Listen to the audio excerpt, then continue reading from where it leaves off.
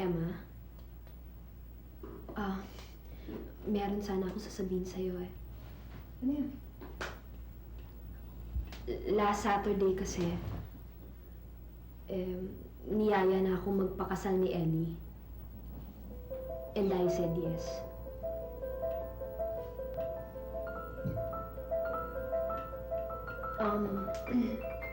Emma, bakit? Hindi ka ba maligaya para sa akin? No, of course not. Of course I'm happy for you. Nabigla lang ako. After all, 7 buwan pa lang mula nung magkita kayo ni Ellie. At saka, aren't you still legally married to Gregory? Pupunta kami sa States ni Ellie. Magpa-file ako ng divorce. Baka doon na rin kami magpakasal sa States.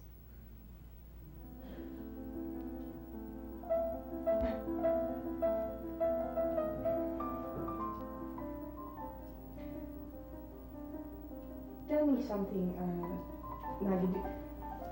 Do you really love Ellie? Talagang mahal mo siya? Bakit mo naman nasabi yan? Gusto ko lang malaman kung mahal mo talaga siya o kailangan mo lang siya.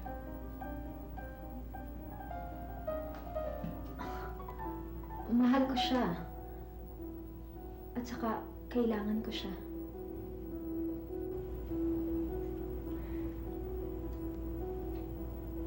Best wishes, Maggie.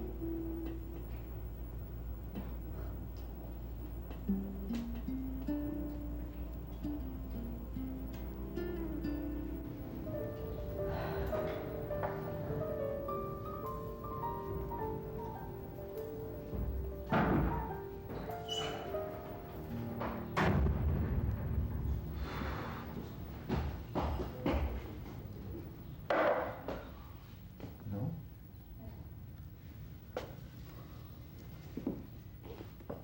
Napada yata masyado yung scotch.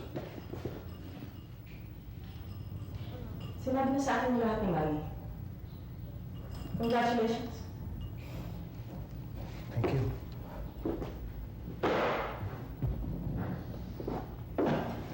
Pero may iba akong sadya dito. Ano yan? Meron akong isang kaibigan na may malaking problema. Sinong kaibigan? Anong problema? Ikaw, ang may problema.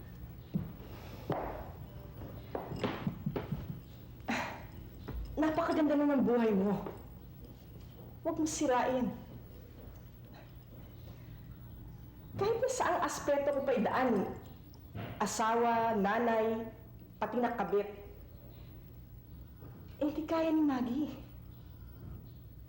Mahina siya.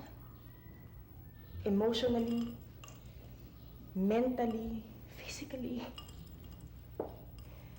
Hindi mo ba alam ng mga heavy users, ang bilis tumanda, ang bilis mag-degenerate ang utak, ang bilis dapuan ng sakit, mababa ang sexual urge. Karamihan nga baog. Yung mga iba naman, ang mga anak deformed. Ang daming mental lapses, madaling makalimot. Siguro bukas hindi ka na makikilala ni Maggie.